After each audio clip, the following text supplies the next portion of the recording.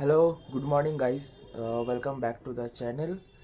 তো আজকে আজকে আবার third day for 365 road to 365। রোজ ভিডিও দেওয়ার চেষ্টা করছি আমি 8:30টার সময়। তোমরা দেখতে পাচ্ছ খালি একটা দিন ভিডিও দিতে একটুখানি আগে দিয়ে দিয়েছিলাম, তার কারণ হচ্ছে কি আমার একটুখানি আপলোড ইস্যু চলছিল, সেই জন্য শিডিউলটা বন্ধ করে দিয়েছিলাম। সেই জন্য শিডিউলে রাখাকালীন, কারণ ভিডিওটা ঠিকঠাকভাবে আপলোড হচ্ছিল না, আমি জানতাম যে শিডিউলে থাকাকালীন ভিডিওটা আপলোড হবে না বলে, সেই জন্য আমি পাবলিশ করে দিয়েছিলাম, সেই জন্য তাড়াতাড়ি ঠিক হয়ে গেছিলো। তো তাও ওই 4 মিনিটের প্রথম, তাও আমি 8:30টায় দেওয়ার চেষ্টা করছি ভিডিও রোজ সকালবেলা। তো আজকে আজকে আমার কলেজ আছে ওই প্রথম ক্লাস 12:30 থেকে, এখন বাজে 9:10। উঠে গেছিলাম অনেকক্ষণ, 7:30 নাগাদ উঠেছিলাম আমি, তখন ব্লগটা আমি শুরু করিনি। তো যেহেতু তোমরা জানো আমি জিওগ্রাফি অনার্স নিয়ে পড়ছি, তো আজকে একটা লেসেন বা একটা ব্যাপারে কিছু বলবো, যেটা হচ্ছে প্রজেকশন। 11-12-এ আমার ছিল ম্যাপ প্রজেকশন। তোমাদেরও হয়তো এখনকার হয়তো WBSC মানে ওয়েস্ট বেঙ্গল বোর্ড বা CBSC ICSE বোর্ডে হয়তো থাকতে পারে, বা না থাকলেও ক্যালকাটা ইউনিভার্সিটির সিলেবাসে ম্যাপ প্রজেকশন আছে, এবং ক্যালকাটা ইউনিভার্সিটি যারা IDC জিওগ্রাফি নেয় তাদেরও রয়েছে। তো তাদের জন্যই বলা প্রজেকশন। এবার তুমি বলতেই পারো যে, তোমরা বলতেই পারো যে আমি কেন প্রজেকশন বলছি, বিকজ আমার সেই নলেজটা আছে, আমি নলেজটা আমি শেয়ার করতে চাই, আমার শেয়ার করতে ভালো লাগে। এবার যাদের ইচ্ছা হবে দেখবে, যাদের দেখার ইচ্ছা হবে তারা স্কিপ করে যেতে পারো। তার কারণ এই ভিডিওটা এখনও এখানেই শেষ হবে না, তার কারণ এই ভিডিওটা আরও হবে, কারণ আমি কলেজ যাবো, কারণ ওটা ডেলি লাইফস্টাইল ব্লগের মধ্যেই পড়ে, হয়তো ভিডিওটা তো 20 মিনিটে হতে পারে। আর আর কি বলবো, কলেজ যাবো, দেন পড়তে যাওয়া আছে, আমার বন্ধুদের সাথে আবার সেই কিছু কিছু আমার মুহূর্তগুলো আমি দেখাবো, তো আমি যেগুলো স্পেন্ড করি। তো সেটা তোমাদের যারা বড়রা দেখছো তারা আবার নতুন পুরনো দিনে ফিরে যাবে, যে বন্ধুদের সঙ্গে যে দেখা করার বা গল্প করা বা আড্ডা মারার যে ব্যাপারটা, সেটা তোমরা রিলেট করতে পারবে। তো এখন আমি বলতে যাচ্ছি প্রজেকশন। এবার প্রজেকশনটা কি? প্রজেকশনটা হচ্ছে এক ধরনের রিপ্রেজেন্টেশন টুল বা রিপ্রেজেন্টেশন ল্যাটিটিউড অ্যান্ড লঙ্গিটিউড টুল, যেটা আমরা গ্লোবের মধ্যে দেখতে পাই। প্রজেকশনটা প্রথম কিভাবে তৈরি হয়েছিল? আমরা জানি যে ভাস্কো দা গামা বা অন্যান্য যে সমস্ত নাবিকরা যখন প্রথম আমেরিকা বা ইউরোপ কান্ট্রিজ বা ভারত প্রথম যখন আবিষ্কার করতে জলপথে বেরিয়েছিল, তাদের মধ্যে ধারণা কী ছিল যে আর্থ হচ্ছে একটা ফ্ল্যাট সারফেস। ওরা যদি যায় একটা স্থান থেকে, যদি শুরু করে নৌকা করে বা জাহাজে করে যাওয়া, তখনকার দিনে তারা ভেবেছিল কি এরকম করে যেতে যেতে এমন একটা ফ্ল্যাট সারফেস, যেতে যেতে হয়তো এরকম করে পড়ে যাবে। কিন্তু তাদের এটা ভুল ধারণা ছিল। তারা যখন একটা জায়গা থেকে যাওয়া শুরু করে, যেতে যেতে তারা আবার সেই একই জায়গাটা নতুন জায়গায় পৌঁছে যায়। তো তখন থেকে তাদের ধারণা একটু চেঞ্জ হয়ে যায়, তখন তারা ভাবে যে আর্থ হচ্ছে গোল, বা সরি এখন গোল না, এখন তো বিভিন্ন রকম প্রসেস স্যাটেলাইটস এর ফলে এখন বলা হয় জিওড এর মতো আর্থ নিজের মতন কমলালেবু শেপ, বা এখনকার দিনে বলা হয় কি বলে ওবলেট জিওস্ফিয়ার বা ওবলেট স্ফিয়ার্ড। ঠিক আছে, ওবলেট স্ফিয়ার্ড মানে আর্থের মতন দেখতে। ঠিক আছে, উপরের যে দুটো নর্থ পোল এবং সাউথ পোল দুটো চ্যাপ্টা, এবং সরি একটুখানি হালকা ডেপথ করা, আর নিচের দুটো যেখানে ইকুয়েটরের রিজন, যেখানে নিরক্ষরেখা আছে, সেই দুটো একটুখানি চ্যাপ্টা হয়, একটুখানি স্ফীত হয়। তো প্রজেকশনের কথা আসা যাক। প্রজেকশন যখন প্রথম তোমরা জানো সবাই টলেমির নাম শুনেছো।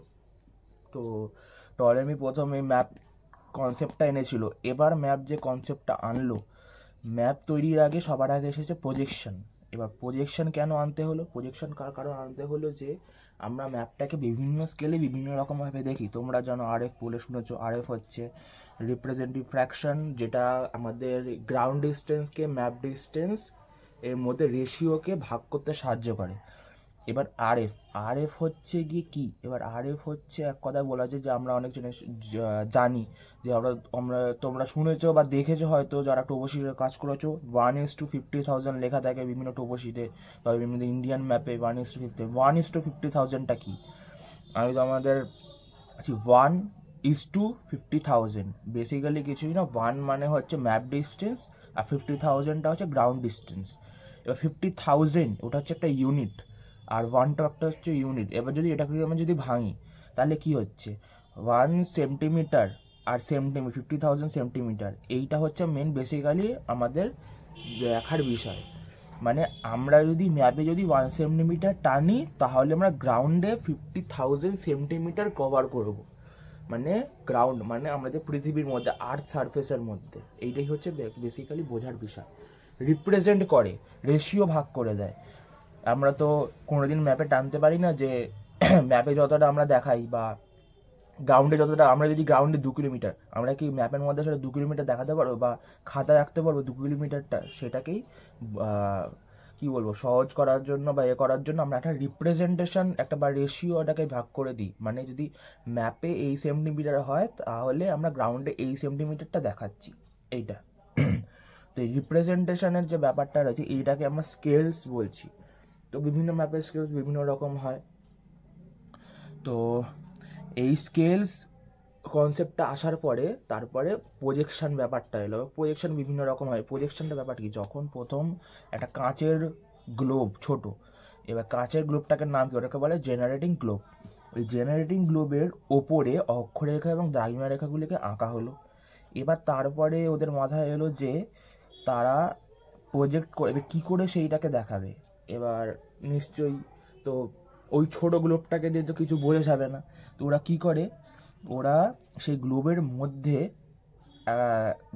লাইটের প্রজেকশন করে। মানে একটা যদি গ্লোব নেওয়া হয়, এটা যদি গ্লোব হয় এবং এইখানে যদি একটা লাইট রাখা হয়, তাহলে যদি এই লাইটটাকে যদি ফেলা হয় তাহলে গ্লোবের মধ্যে দিয়ে লাইটটা পাস হয়ে একটা দেওয়ালে গিয়ে প্রজেক্ট হবে।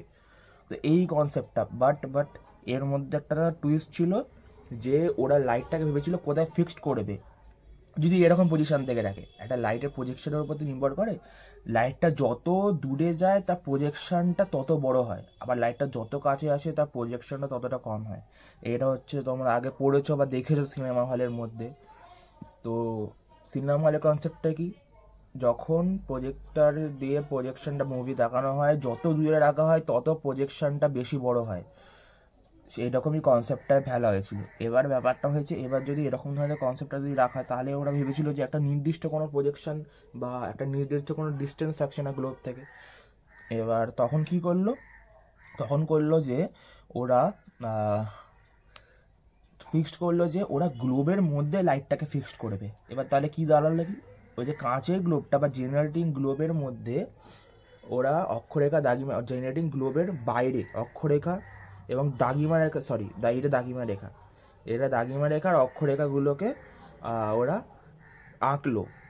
আঁকার পরে গ্লোবের ভিতরে ওরা লাইটটাকে ফিক্সড করলো। ফিক্সড করার পরে এবং তারপরে যে প্রতিচ্ছবিটা দেওয়ালের মধ্যে পড়লো সেটাকে আমরা প্রজেকশন বলছি। এবার প্রজেকশন, এটা হলো প্রজেকশন। এবার সিলেবাসের মধ্যে আর একটা জিনিস হচ্ছে ম্যাপ প্রজেকশন, যেটার উপরে কাজ করা হয় মেনলি। ম্যাপের প্রজেকশন আমরা দুভাবে, সাধারণত 2 টাইপের হয় ম্যাপ প্রজেকশন, বা 2 ধরনেরটা বলাটা ভুলে যাবে। ম্যাপ প্রজেকশনে বিভিন্ন আলাদা আলাদা অনেক রকমের প্রজেকশন হয়। এবার প্রজেকশনটা 2 প্রকারের হতে পারে। একটা হচ্ছে প্রজেকশনটা, একটা হচ্ছে ম্যাথামেটিক্যাল, আর একটা হচ্ছে নর্মাল, যেরকম লাইট ফেলে আমি তোমাকে বললাম। এবার এগুলোকে কি বলে, একটা টার্ম হয়, এটা হচ্ছে পার্সপেক্টিভ প্রজেকশন, একটা নন পার্সপেক্টিভ প্রজেকশন। পার্সপেক্টিভ প্রজেকশন হচ্ছে যেটা আমরা সোর্স অফ লাইট যেটাকে বলি সেটাকে পার্সপেক্টিভ প্রজেকশন বলছি। আর একটা যেটা আছে ম্যাথামেটিক্যাল প্রজেকশন, যেটা হচ্ছে নন পার্সপেক্টিভ প্রজেকশন, যেটাকে আমরা সেটাকে আমরা ম্যাথামেটিক্যাল প্রজেকশনস বলি। যাকে আমরা তোমার ম্যাথামেটিক্যাল করে সাইন থিটা পাই এই সমস্ত লাগিয়ে, তো আমরা ম্যাথামেটিক্যালের এর সাহায্যে, যা আমরা এক কথায় ট্রিগোনোমেট্রির সাহায্যে আমরা সেই পার্সপেক্টিভ প্রজেকশনটাকে আমরা রেডি করি। এবার এটা গেল হচ্ছে 2টো টাইপ। এবার প্রজেকশনটা বিভিন্ন গ্রুপে ভাগ করা থাকে, বিভিন্ন রকমের প্রজেকশন হয়। তার মধ্যে সব থেকে 3টে মেজর যে প্রজেকশন থাকে, একটা হচ্ছে সিলিন্ড্রিক্যাল প্রজেকশন, একটা হচ্ছে কনিক্যাল প্রজেকশন, আর একটা হচ্ছে স্টেরিওগ্রাফিক প্রজেকশন। এবার এই দুটোকে আমি 3টেকে যদি ভেঙে বলি ঠিক করে, তাহলে প্রথমত আমি বলি হচ্ছে তোমার স্টেরিওগ্রাফিক প্রজেকশন। স্টেরিওগ্রাফিক প্রজেকশনটা যেটা হয় কি, আর তোমার নর্থ পোল আর সাউথ পোল এই দুটোকে আমরা ভাগ করা থাকে, ঠিক আছে। এইখানে সোর্স অফ লাইট ওরা প্রথমে ভেবেছিল যে কোথায় রাখবে। এবার কোথায় রাখা যায়, যদি আমরা দেখি যে সোর্স অফ লাইট, একটা গ্লোব থাকবে। গ্লোবের আমরা যদি নর্থ পোলকে আমরা যদি দেখাতে চাই অক্ষরেখা দাগ মেরে, এই যে নর্থ পোল আছে, এই নর্থ পোলকে দেখাতে গেলে আমার যে সোর্স অফ লাইটটা থাকবে আর্থের সাউথ পোলে। আমি যদি একে ভালো করে দেখাই তাহলে তোমরা বুঝতে পারবে ব্যাপারটা। এটা যদি আঁকাটা আমি করি ঠিক করে, দেখো এটা যদি একটা গ্লোব হয়,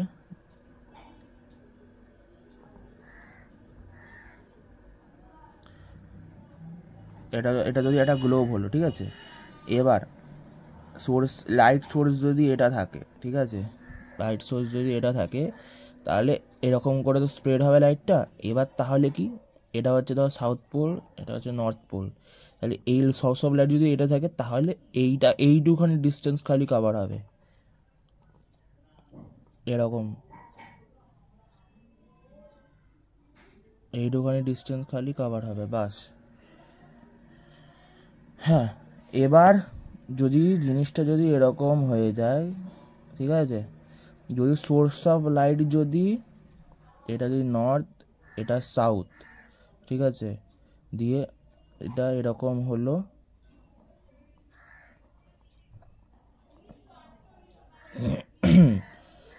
সোর্স অফ লাইট পড়লো কোথায়, নর্থে যদি পড়ে তাহলে কি হবে, তাহলে হবে হচ্ছে গিয়ে এই লাইটটাকে রিফ্লেক্ট হবে এইখানে এবং দেওয়ালে এটা প্রজেক্ট হবে এরকম করে। সো এটার ক্ষেত্রে তাই দেওয়ালে এরকম করে প্রজেক্ট হবে, ঠিক আছে। তাহলে এটা পুরোপুরি যেখানটার আমার যেই পোলটার দরকার তার অপোজিট সাইড ডিরেকশনে গ্লোবের মানে লাইটটাকে রাখা হয়েছিল। ধর লাইটটা এই পজিশনটা বাদ দাও, এই পজিশনের ভেতরে যেহেতু বলেছিলাম ভেতরে রাখা হয়েছিল, এইখান থেকে লাইটটা স্প্রেড হলো দেন এইখানে পড়লো, প্রজেক্ট হলো দেওয়ালে। তো এইটা হচ্ছে স্টেরিওগ্রাফিক প্রজেকশনের কনসেপ্ট। এটা হচ্ছে স্টেরিওগ্রাফিক প্রজেকশনের কনসেপ্ট। আমি চাইলে দুটো পার্ট হয়তো আনবো। স্টেরিওগ্রাফিক প্রজেকশনে এটা হচ্ছে মেনলি একটা হয় সিলিন্ড্রিক্যাল আর একটা হচ্ছে কনিক্যাল। এবার আমি বলি কনিক্যাল বেসিক্যালি হচ্ছে কোন শেপড হয়, কোন শেপটা বোঝাতে গেলে এর সোর্স অফ লাইট কোথায় থাকতে হবে, এর সোর্স অফ লাইট থাকতে হবে অ্যাবাভ দি আর্থ সারফেস। আর একটা হচ্ছে সিলিন্ড্রিক্যাল গ্রুপ, এর সিলিন্ড্রিক্যাল গ্রুপটা কীরকম, এর সোর্স অফ লাইট কোথায় থাকবে, এর সোর্স অফ লাইট থাকবে হচ্ছে একদম সেন্টার অফ দি আর্থ, যাকে আমরা বলি, যাকে তোমার সেন্টার অফ দি আর্থ মানে গ্লোবের একদম সেন্টার পয়েন্টে থাকতে হবে। গ্লোব, এই যে এটা যদি গ্লোব হয়, ঠিক আছে, তাহলে এর একদম যদি সেন্টার পয়েন্টে এটার লাইটের সোর্স রাখা হয় তাহলে কীরকম হবে, সিলিন্ড্রিক্যালটা এরকম, এই যে ম্যাপটা আমরা দেখি, ঠিক আছে, এটা যদি দ্রাঘিমা রেখা হয়, সরি এটা অক্ষরেখা যদি হয়, আর এইগুলো হচ্ছে দ্রাঘিমা রেখা, তাহলে খালি এই যে পার্টটা রয়েছে, এই যে আমরা বক্সটা করলাম, এই পার্টটাই খালি প্রজেক্ট হবে, ঠিক আছে, এই পার্টটাই তার প্রথম প্রজেক্ট হবে। তাহলে এই সিলিন্ড্রিক্যাল প্রথম হচ্ছে সবথেকে প্রথম এই সিলিন্ড্রিক্যালটাকেই ওরা হচ্ছে প্রথম মানে আবিষ্কার করেছিল। তারপরে এসেছে স্টেরিওগ্রাফিক, তারপরে এসেছে কনিক্যাল। এই তিনটের মেলবন্ধনে, ঠিক আছে, কাজ করেছিল ওরা। তারপরে আস্তে আস্তে অনেক রকম ধরনের প্রজেকশন আসে, যেমন বোনস প্রজেকশন আসে, আর আরও কি বলবো, মার্কেটিয়াস প্রজেকশনস আছে, পলিগনিক প্রজেকশন আসে, আরও বিভিন্ন ধরনের প্রজেকশন আসে। এটাই হচ্ছে ব্যাপার, এটাই হচ্ছে প্রজেকশন আপাতত। এবার এর আরও ডিটেলস বড় হয়, বাট এইটুখানি তোমরা জেনে রাখো, প্রজেকশন হচ্ছে এক ধরনের প্রজেক্ট করা। এবার কী প্রজেক্ট করা, ম্যাপের প্রজেকশন করা, কীভাবে কোন ম্যাপের প্রজেকশন করা, কীভাবে প্রজেকশন করা, জেনারেটিং গ্লোবের দ্বারা। জেনেটিক গ্লোব মানে ছোট কাঁচের বল যার মধ্যে অক্ষরেখা বাইরেগুলো এঁকে সেন্টার অফ দি লাইট মানে গ্লোবের মধ্যে লাইট বসিয়ে বিভিন্ন রকম লাইটের পজিশন চেঞ্জ করে এক দেওয়ালে প্রজেক্ট করা হয়েছিল, যার দ্বারা অক্ষরেখা দ্রাঘিমা রেখাগুলোকে বোঝা যাচ্ছিল। এর বোঝা গেলে তবেই হচ্ছে ম্যাপ তৈরির কাজ টলেমি শুরু করেছিল। এইটাই হচ্ছে প্রজেকশন। এখন এই করতে করতে 14 মিনিটের ভিডিও হয়ে গেল, 14 মিনিটের বক্তৃতা দেওয়া হয়ে গেল। এখন বাজে 9:20। তো আপাতত এইখানেই প্রজেকশন ডান। দেন তারপরে দেখি কি বলে কলেজ যাবো, কলেজ যেতে তো দেরি আছে। আপাতত এইখানেই প্রজেকশনটা ডান করলাম, দেন স্টপ। আপাতত জন্য, এখনকার জন্য আমার, তোমাদের জন্য না, তোমরা আরও দেখতে পাবে। তো এখন বাজে হচ্ছে গিয়ে রাত্রির 10টা বাজে, দেখতে পাচ্ছ হয়তো, দাঁড়া আমি ভালো করে দেখাই না, 10টা বাজছে এখন রাত্রির। আমি তোমাদেরকে বলেছিলাম যে আমি যখন কলেজে যাব বা কলেজে গিয়ে দেখাবো কি হচ্ছে কি বৃত্তান্ত, বা পড়তে যাও তো পরে ক্যান্সেল হয়ে গেল, তো তখন আমি কিছু দেখাতে পারলাম না। সোজা মোটমাট কথা, তখন যে আমি প্রজেকশনের ব্যাপারটা বললাম তখনই হচ্ছে সেই হচ্ছে ফুটেজ আজকে। তো এখন আমি আর কিছু দেখাতে পারলাম না।